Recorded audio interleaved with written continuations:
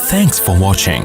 Don't forget to like, comment, share and subscribe to Mufti Tariq Masood, famous scholar. قرآن مجید کی آیت تلاوت کی ہے. فلا وربک لا یؤمنون حتی یحکموک فیما شجر بینہم. اللہ نے قسم اٹھائی کہ اے محمد صلی اللہ علیہ وسلم ہمیں آپ کے رب کی قسم، یعنی اپنی قسم، کہ یہ لوگ اس وقت تک مومن نہیں ہو سکتے جب تک آپس کے اختلافات میں آپ سے فیصلہ نہ کروائیں، اور پھر جو آپ کی طرف سے فیصلہ ہوگا اس میں دل میں ذرا بھی تنگی محسوس نہ کریں کہ یہ کیا ہو گیا، اور اس فیصلے کو مکمل تہہ دل سے قبول کر لیں. وَيُسَلِّمُوا تَسْلِيمًا. جب تک یہ تین کیفیتیں مسلمان کے اندر پیدا نہیں ہوتی اس وقت تک اللہ تعالیٰ اس مسلمان کو مسلم ماننے کے لیے تیار نہیں. یحکموک فیما شجر بینہم، آپس کے اختلافات میں فیصلہ نبی سے کروانا، پہلا اسٹیپ. دوسرا اسٹیپ، جو فیصلہ آئے اس میں دل میں تنگی محسوس نہ کرنا کہ یار یہ کیا ہو گیا، یہ کیسا فیصلہ ہے. تیسری بات، دل و جان سے اس کو قبول کرنا، یعنی خوش ہونا اس پہ، جو ہے بالکل عین انصاف کے مطابق ہے. یہ قرآن کی آیت ہے. تو کیس آیا ہمارے پاس، ایک صاحب کا انتقال ہوا، ایک بیٹا اور ایک بیٹی، اور کوئی وارث بولو بھائی نہیں ہے. 1,00,000 روپے انہوں نے چھوڑے. لڑکا یہ کہہ رہا ہے کہ اس 1,00,000 میں 66% میرا ہے، 66.36، اور بہن سے کہہ رہا ہے تمہارا 33.33% ہے. 1/3 تمہارا ہے، 2 حصے بولو بھائی میرے ہیں. یعنی رائٹ کس کا کتنا ہے؟ لڑکی کہہ رہی ہے نہیں، آدھا میرا ہے اور آدھا آپ کا، کیونکہ ہم دونوں اپنے ابا کی اولادیں ہیں، تو اس میں لڑکا لڑکی کا کیا فرق، جتنے تمہارا حق ہے اتنا ہی میرا حق. میں بھی ابا کی، بلکہ میں تم سے زیادہ چہیتی بیٹی تھی، میں نے ابا کی خدمت تم سے زیادہ کی ہے. تم تو ابا کو لفٹ ہی نہیں کراتے تھے، آج تک تم نے کبھی تمیز سے بات نہیں کی اپنی ابا سے، اور ابا نے تو تمہیں تو ویسے عاق بھی کر دیا تھا، اخبار میں اشتہار دے دیا تھا، تو تمہارا تو 0 بنتا ہے. لیکن چلو میں دل بڑا کرتی ہوں، آدھا تم لے لو. اور لڑکی گواہوں سے ثابت بھی کر دے کہ یہ میرا بھائی 1 نمبر کا نالائق، ابا کی بددعائیں باقاعدہ ریکارڈ کر کے رکھی ہوئی ہیں اس نے، کہ ابا نے زندگی میں اس کو اتنی موٹی موٹی بددعائیں دی ہیں، کم بخت دفع ہو جا، میرے مرنے کے بعد میری وراثت میں تیرا کوئی حصہ نہیں ہے. یہ پوری ریکارڈڈ اسٹیمپ پر پہ ٹھپے انگوٹھے سب کچھ.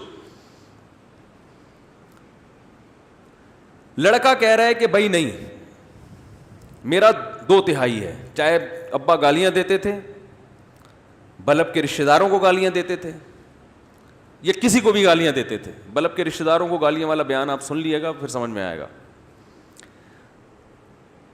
تو اب لڑکا یہ کہتا ہے کہ اسلام کو دیکھتے ہیں کہ اسلام اس بارے میں کیا کہتا ہے. اسلام اس بارے میں بولو نا کیا کہتا ہے، کہ ابا کی جو میں نے نافرمانی کی، ابا کی بددعائیں لی، ابا نے آگ کر دیا، وصیت میں لکھ دیا کہ میرے مرنے کے بعد اس کو ککھ بھی نہیں ملے گا. تو اسلام سے فیصلہ کرواتے ہیں کہ کیا واقعی مجھے کچھ بھی نہیں ملے گا یا آدھا ہی ملے گا؟ لڑکی کہہ رہی ہے کہ نہیں، اس بارے میں آپ کا کیا رائٹ ہے اور میرا کیا رائٹ ہے، یہ کسی مفتی کے پاس جانے کی ضرورت بولو نا نہیں ہے، یہ ہم عقل سے فیصلہ کروائیں گے، اور عقل یہ کہتی ہے کہ آپ کا کوئی حصہ نہیں ہونا چاہیے، کیونکہ آپ نے تو کچھ کیا ہی نہیں ہے ابا کے لیے، اور ابا چاہتے بھی نہیں تھے۔ یا وہ کہتی ہے امریکہ کے قانون سے فیصلہ کروائیں گے، یا وہ کچھ بھی کہتی ہے، تو نتیجہ کیا نکلا کہ لڑکی اسلام کے سے فیصلہ نہیں کروانا چاہتی، کس بارے میں کہ میرا اس وراثت میں حق بولو بھائی کتنا بنتا ہے۔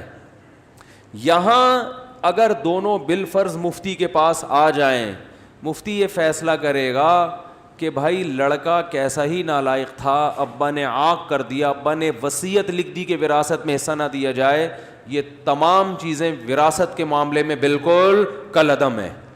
بیٹے کو 2/3 ملے گا اور لڑکی کو 1/3 ملے گا۔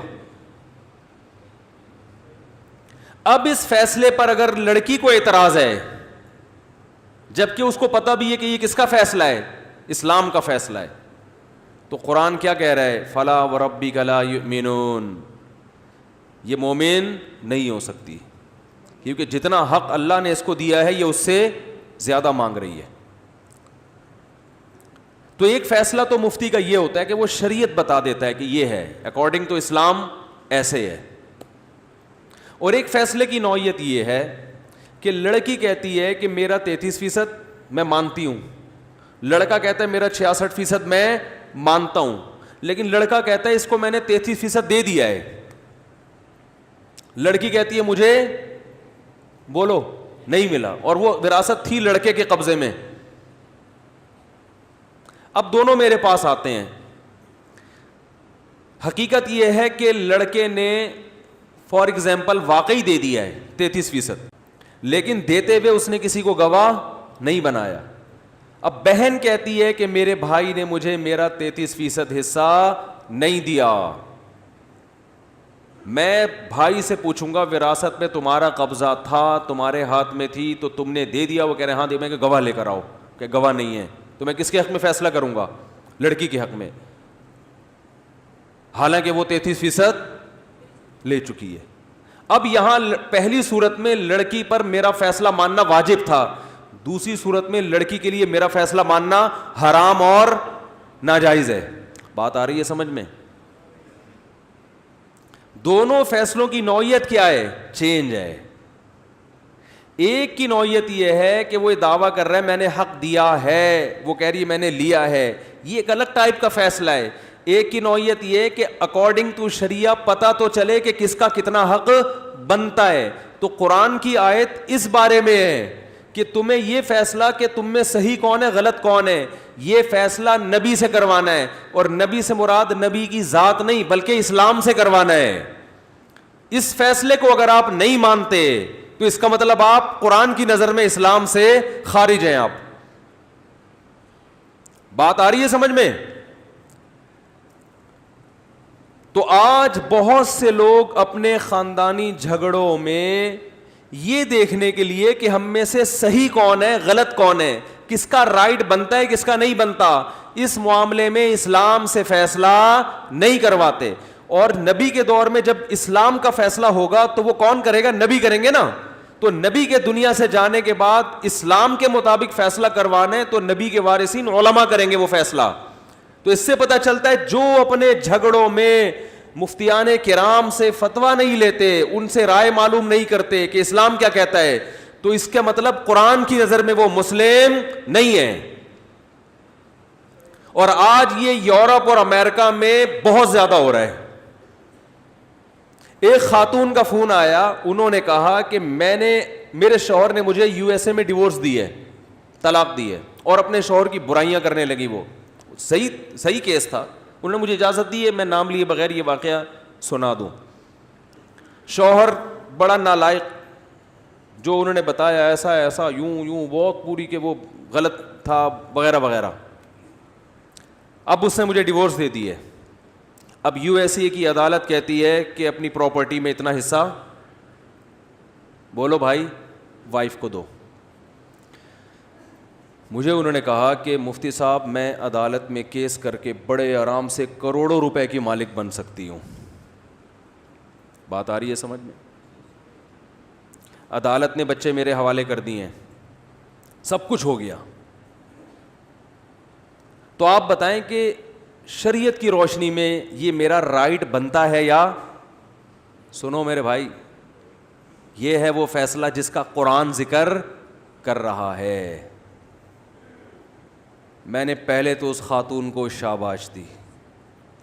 میں نے کہا میں مسائل کے جوابات بہت پہلے سے دے رہا ہوں, میرا خیال ہے 25 سال تو ہو گئے ہوں گے, اور 20 سال سے تو باقاعدہ پراپر طریقے سے.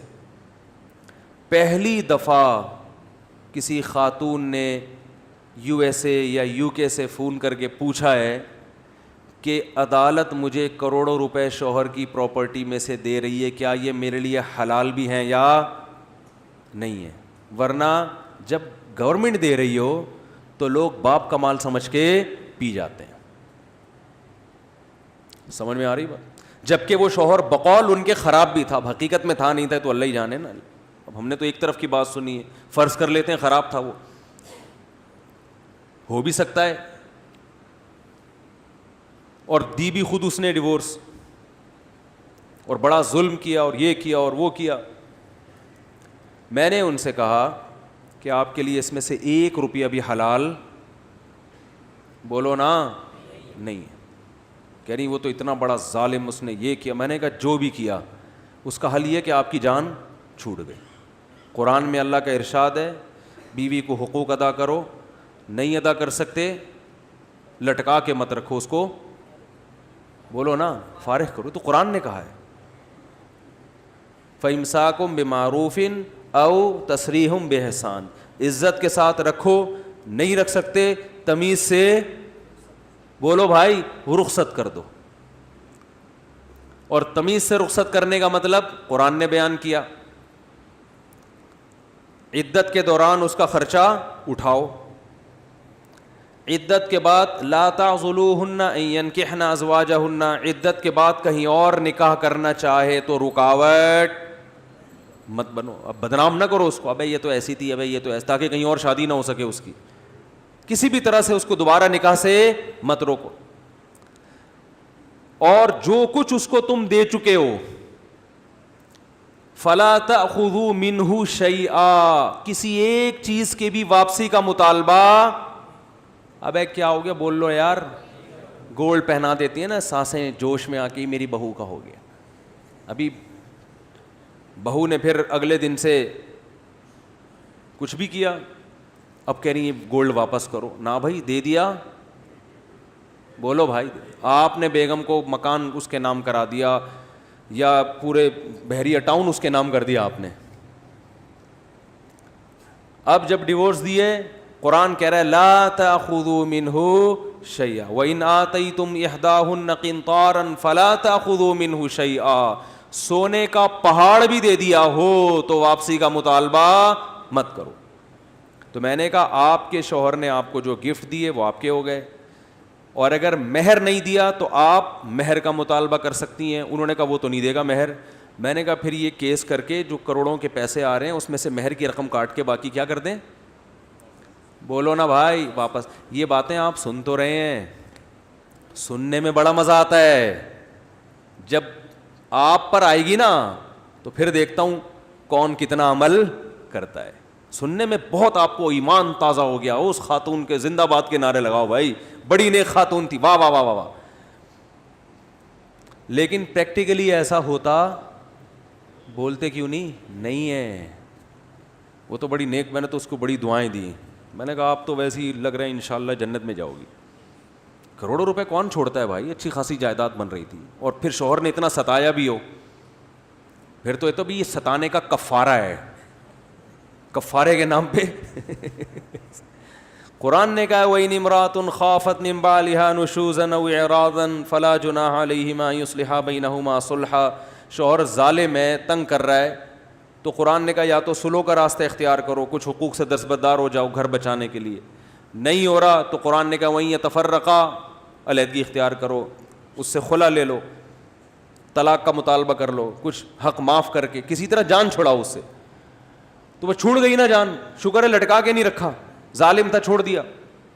کہہ رہی ہیں ایسی کنڈیشن میں آ کے چھوڑا ہے, اب عمر زیادہ ہو گئی, اب تو کہیں شادی کا بھی مسئلے امکان مشکل ہے. تو میں نے کہا بھائی دیکھیں اس پر تو سوچا جا سکتا ہے, غور کیا جا سکتا ہے, آپ نے پہلے طلاق کیوں نہیں لی اس سے, جب ظالم تھا تو پہلے ہی طلاق لے لیتی, اور اس نے لٹکایا, اتنا ٹائم کر دیا. یہ سب چیزوں کی سزا ہو سکتی ہے, کچھ بھی ہو سکتا ہے. پیسے حلال, ابھی تو بات چل رہی ہے اس کا, وہ اس کے جو ہے نا کیا اس نے کیا کیا نہیں کیا, یہ ایک الگ ٹاپک ہے. اس کی وجہ سے کسی کے پیسے آپ کے لیے حلال نہیں ہو جائیں گے. اور آج عدالتوں میں دیکھو ہو گیا رائے, عدالت میں خلا کی ڈگری دائر کی جاتی ہے, خلا لے لیا جاتا ہے. اس کے بعد اب خلا کا 6 مہینے بعد مثال کے طور پر عدالت نے خلا دیا, تو عدالت الگ سے پھر شوہر کے ذمے بہت سے خرچے ڈال رہی ہوتی ہے جو شریعت میں بنتے نہیں ہیں. بہت کچھ الٹا سیدھا ہو رہا ہے. یہ ضرور ہے کہ یہاں پر اتنا, کیونکہ تھوڑا اسلامی کنٹری ہے تو بالکل ہی کنٹرول سے باہر نہیں ہے. یورپ اور امریکہ میں تو ان کے تو قانون ہی بالکل الگ ہے نا. تو یہاں بھی آپ پر لازم ہے کہ عدالت کے فیصلے کے بعد آپ کسی مفتی سے, کسی مستند دارالافتاء سے, اور یاد رکھو کسی شخصیت سے رجوع نہیں کرنا چاہیے, اداروں سے رجوع کرنا چاہیے.